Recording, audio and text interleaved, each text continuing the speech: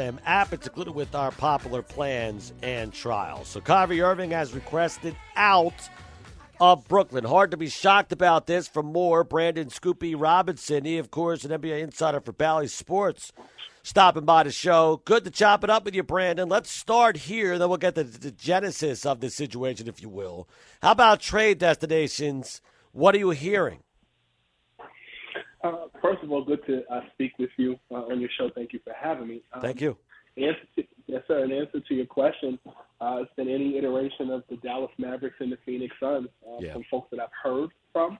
But the folks that I've spoken with have said to me that Phoenix would be the most plausible destination for Kyrie Irving if he's moved. And it's very interesting, specifically the timing of it all, of course, with the NBA's trading deadline looming next week. Kai wanted an extension last summer, didn't get it, and now is the time to kind of get that last-second push if the Nets are serious. And the biggest thing is that clause that the Nets wanted in that contract, which was from folks that I've spoken with, championship or bust in any type of max discussion. So here we are. How does Kevin Durant, in your estimation, feel about this right now today?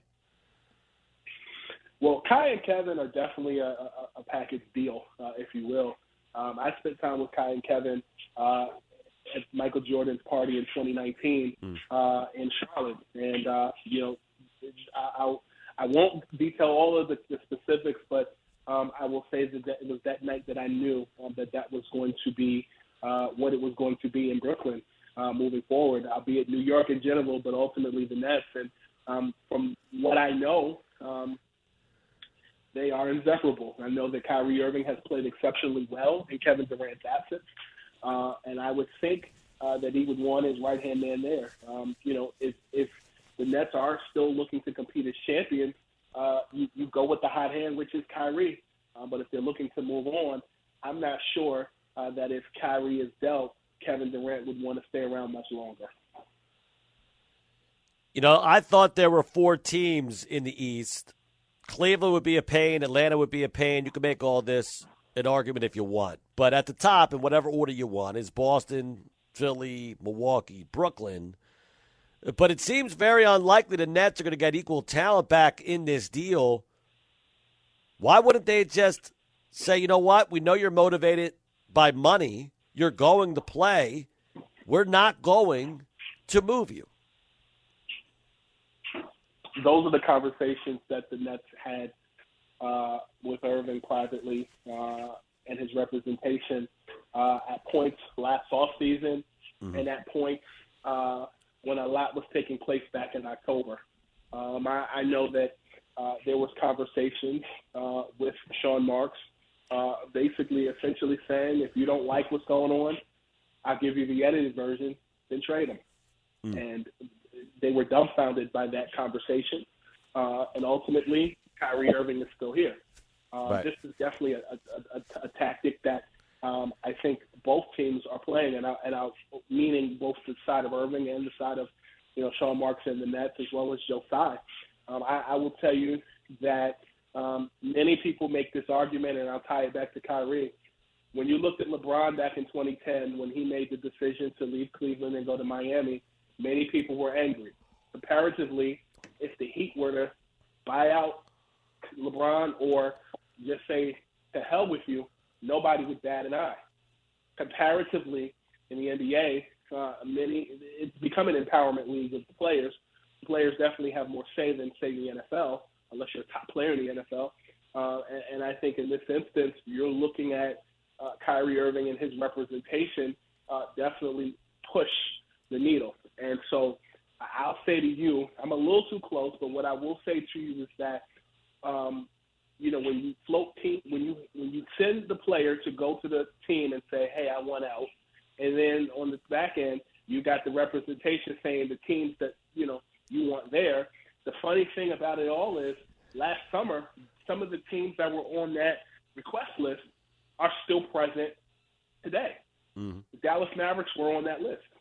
And so when you look at the Nets and what they want to do and what Kai wants, they're just at a standstill. these are typically with teams. They use the teams use the media, us, to get that message across. And to be honest with you, Kyrie's representation learned the game. I will say to you that Kyrie's agent, Cecilia Riley Irving, is no stranger to business, having a long-standing employment with BET as an executive. Additionally, if you're in the New York metropolitan area, she was one of the people responsible for bringing Power 105 to New York City. The Breakfast Club is on there locally in New York City, but nationally syndicated as well. So, she's an agent. She's the only black woman that is an agent in the NBA, and she's definitely had to learn fast on her job. But ultimately, they got to get something done, or Kyrie is out. Do you believe the Lakers would be willing to give Kyrie Irving 4 years at $198.5 million?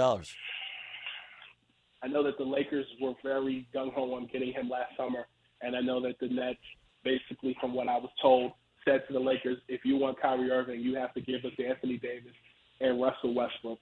And the Lakers said, hell no. Do I think the Lakers will give him 5 years, $190 million? I know that on the Kyrie side of things, I've been told that that conversation is not something that they necessarily want to revisit, and there needs to be a situation where it's more low key. And in my heart of hearts, I feel like a revisit to Los Angeles is basically doing New York City all over again. But I also do know that Kyrie can walk away this summer, and the Nets will get nothing. And who's to say that just because Kyrie in the past may have wanted to go to the Lakers, that's where the Nets are going to ship him. In the offseason, the Lakers do have a good situation, particularly because they traded to get Rui Hachimura, and they own his bird rights, and they can all exceed over what he, they can give him more money. Mm-hmm. I know that the Lakers are in the market for a point guard this summer. I do know that Kyrie does spend significant time in Los Angeles in the offseason with his wife being from the Los Angeles area, but he's also from West Orange, New Jersey, and New York is a hop, skip, and jump from his hometown. But the Nets, at least seemingly, are playing hardball. Do I specifically answer your question of the 5-year, $190 million contract? I'm not sure. I definitely think that in recent months, Kyrie Irving has more than earned a paycheck. But there are questions that people have across the league about his durability for a full 82-game season. So I'm not sure if Jeannie Buss and the Buss Trust would want to do that, particularly when they can get another point guard that may be less, in their eyes, a pain. So I'm not sure that the Nets want to do that. You look across the league, I've spoken to former players and current players who feel like this could be his last hurrah, but then you talk to other people, they say he could be around a lot much longer. So it's kind of a roll of the dice, but I think the biggest thing is trying to find a happy medium, and currently they're at an impasse. Yeah, it just doesn't I don't think anyway. It just doesn't seem like there's going to be a great market for him. I mean, they'll get some offers. I'm already seeing here now, it's negotiating. This goes in one ear, out the other. But Jovan Buha does an excellent job for The Athletic. The Lakers aren't interested in moving Austin Reeves or Max Christie in a deal for Kyrie Irving. I mean, come on, that's laughable. That would tell you that the market's extremely low.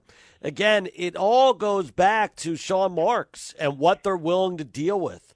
The more I think about this, and I'm with Brandon Scoopy Robinson, he does an outstanding job for the NBA Insider folks at Bally Sports. I'm Tom Byrne. It's Mad Dog Sports Radio tonight, talking about the big news today, Kyrie wanting out. Bottom line is he might look at it and say, well, we're not going to get much value anyway. It's going to be uncomfortable, but he is going to play. We know he likes Kevin Durant. I'm sort of leaning towards keeping him in Brooklyn, and I think that's the way it might play out. Yeah, I think you're right. I think that you saw a similar situation with Kevin Durant this offseason. Right. Ultimately, he wanted Nash out as well as Sean Marks. And I, will tell you that, in communicating with the players on that team and various other departments, the issue with the Nets last season was Steve Nash. I can't speak on how well they get along with Marks this offseason or this season in general, but I do know that is what Kevin Durant requested. I know that Steve Nash was part of the reason, was the reason why, I'll say part of the reason why James Harden wanted out of Brooklyn and ultimately went to Philadelphia. It's also, when you talk about the owner, from folks that I've spoken with, there's just a disconnect between Irving as well with the owner and Joe Tsai, particularly in how that situation was handled in Brooklyn with all of the things that happened in October with postings that link from folks that I've spoken with. It's been told to me that there were some other owners within the league who felt like it could have been handled differently, particularly as it related to him tweeting at Kyrie about it, and Kyrie kind of felt betrayed in that situation. And, they're not necessarily friendly. They're not enemies. But, from all indications, philosophically, there were just some differences there. And also I think that on the net side of things, I'm told that there's a belief that if they can get to the finish line and potentially compete for a championship, they'd be willing to, offer something. But I'll be candid with you. When you look at the NFL in comparison, you look at Lamar Jackson. He didn't play in the playoffs, for example, and, had he played and he got hurt, then what? It's not a clear-cut comparison, but the point still remains. You're expecting him to compete in a contract year, and then ultimately, if they don't produce, then what? So I think that they're looking to cover – each person is looking to cover their butt, but I don't know if when you look at the NBA and you look at the more this drags out, they're going to get less for their value. So, the Suns might be an option or where they want to go, but the Nets could turn around and talk to Miami, or they can talk to another competitor. So I think the Nets are the best option for him from a playing standpoint. But ultimately it comes down to what they can figure out, and they're in an impasse situation now. All right, finally, Brandon Scoopy Robinson, NBA insider for Bally Sports. Give us another name, Scoop, that might be on the move here outside of potentially Kyrie Irving. Matisse Thybulle of the Philadelphia 76ers. Yeah, I can see that. It's somebody that, he's not been getting a lot of playing time in Philly Nope. more recently. And I know that this past offseason, Chicago was a team that had some interest in Thybulle. I know another name that has been that I've heard in circles is Andre Drummond of the Chicago Bulls. He could definitely be of use to certain teams in the NBA. And, of course, I look at the Jay Crowder situation as a catalyst. Jay Crowder is someone, as well as DeAndre Ayton, who both don't want to be there. I think Crowder is more likely to get moved than Ayton at this point. Yeah. But those are some of the names that I am hearing across the league. Scoop, good job. Appreciate you jumping aboard tonight. Thank you. Thank you for the opportunity to be myself. I'll talk to you soon. All right, Brandon Scoopy Robinson. Good job getting us updated on the latest when it comes to the Kyrie Irving situation. I could